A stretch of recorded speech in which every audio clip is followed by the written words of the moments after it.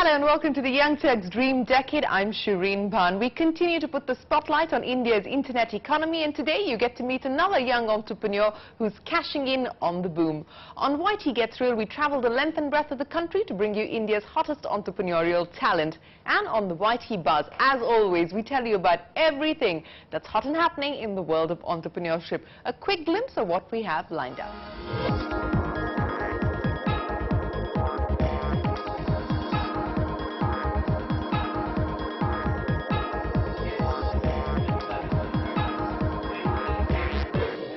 Our first guest today runs India's largest online classifieds portal. It's called Quikr, and you've probably seen the ads on TV. Pranay Chule launched the website in 2008. Today it hosts over 2 million advertisements and has 15 million subscribers, making it one of the largest marketplaces for sellers and buyers to connect and engage with each other. We decided to send Saugata to have a quick chat with Pranay about Quikr. Take a look. For Pranay Chule, the internet is all about making life simple and getting things done quicker. So in 2008, he created Quikr.com, an online classifieds business. Quikr.com provides local businesses and retail users a virtual marketplace to buy, sell and rent. The venture caters to 60 cities in India and offers its users listings across categories like electronics, real estate, cars, furniture, services and even entertainment and jobs.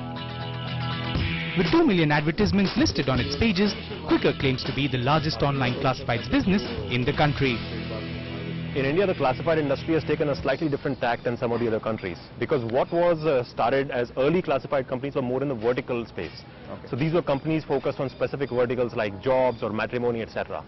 But for the first 4 or 5 years of the life of these companies, there was no nice platform that was simple and quick to use, and that used to allow you to transact across categories, ranging from cars to real estate to jobs to everything else. Okay.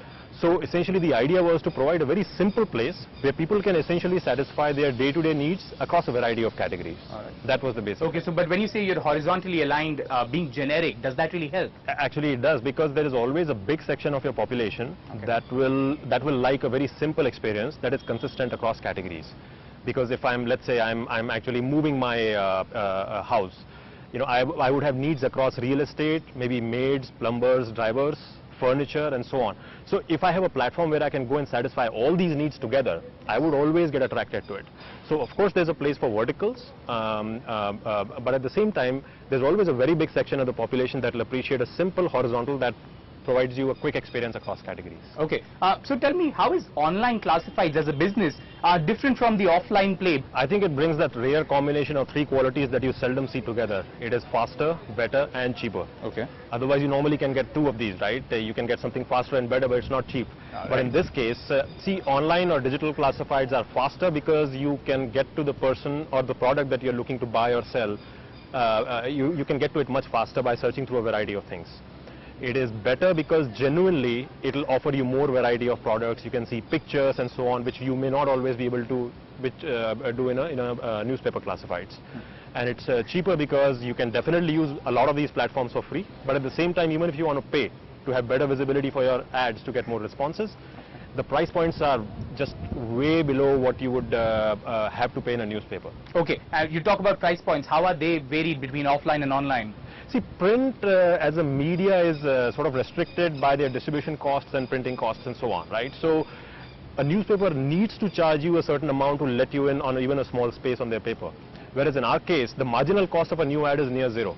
So because of that, the price points, the volume is much higher and the price points would be lower. So the price points would, you know, typically these could be even 5 to 10 times lower than what you would pay to a print classified. Okay, but online classifieds, it's a mature market in India. How are you able to differentiate yourself in a business like this? See, I always like to say there's a big difference between an overcrowded market and a market with a lot of noise. Okay. So what happens is, you know, it's anybody can put up a website and just start, inviting listings, people to post listings or post responses.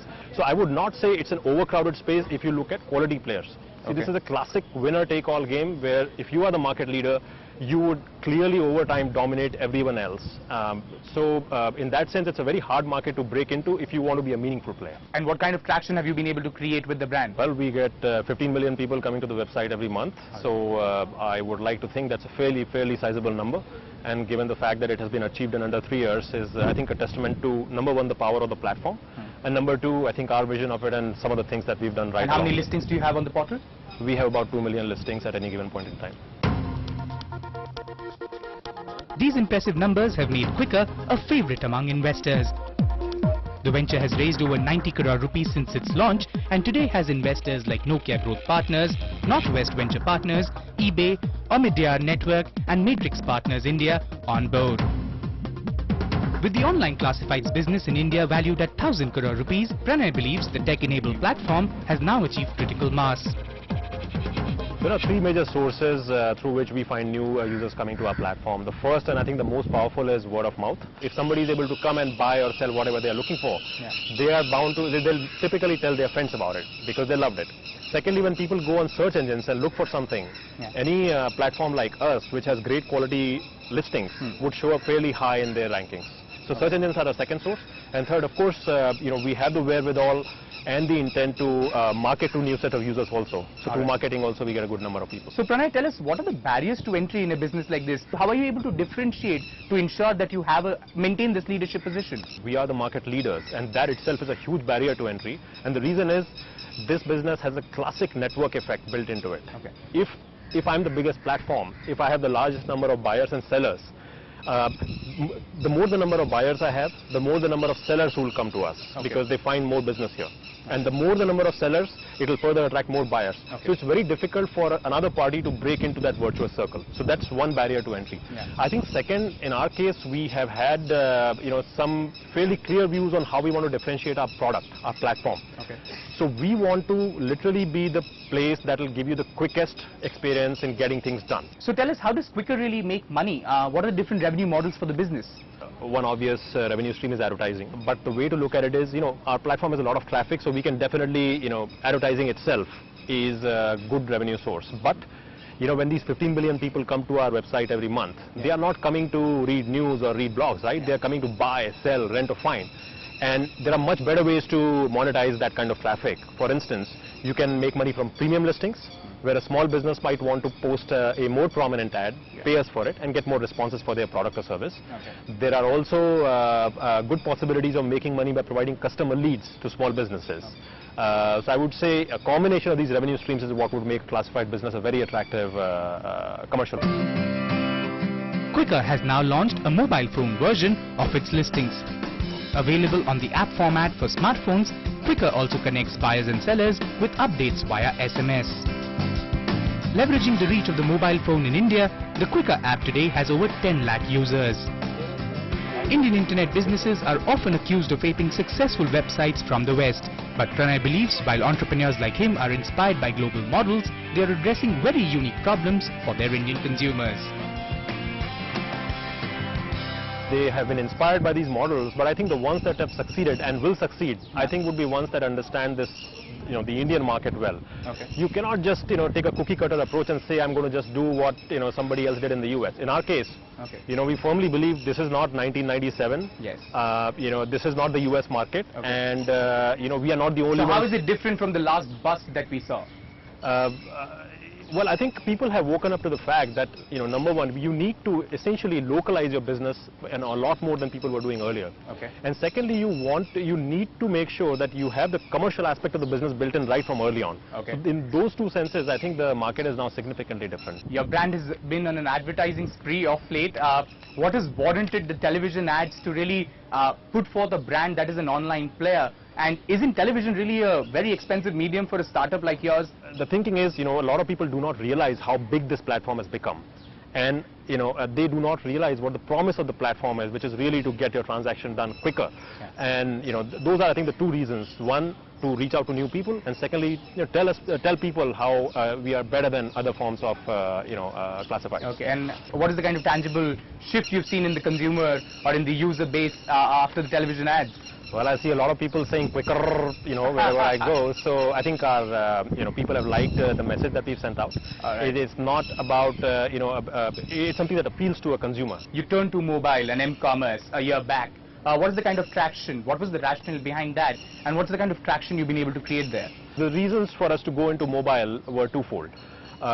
First was because, we had grown very fast on computer-based internet, and we wanted to make sure the next phase of our growth is as fast. So, growth was one major reason. And second was we wanted to, marry these two media of computer-based internet and mobile phones to literally deliver a totally different level of user experience. Yeah. We wanted to make sure that if something is being done on the online platform, we are reaching out to others on the mobile platform to make sure we connect buyers and sellers better. So what more can a platform like yours really do? How can you really leverage the 15 million user subscriber base that you have today? I think number one, we can get people to use us in more and more categories. For example, we've recently launched education and entertainment as two categories which are doing very well. But I would say in addition to launching new categories, you also want to make sure you continue to attract new people to the existing categories. So that's sort of the second thing we continue to look at. With just 8% internet penetration in India, online classified still has a long way to go. What is the potential you see in this business? I think we've just scratched the surface. There are a lot of people in our country who are buying more and more goods. Their purchase cycles are getting shorter, and they're disposing of more and more goods, right? Somebody might be changing their mobile phones every 1 year or their car every 2 or 3 years. Supply of these used goods, electronics, cars, etc., that's coming into the market.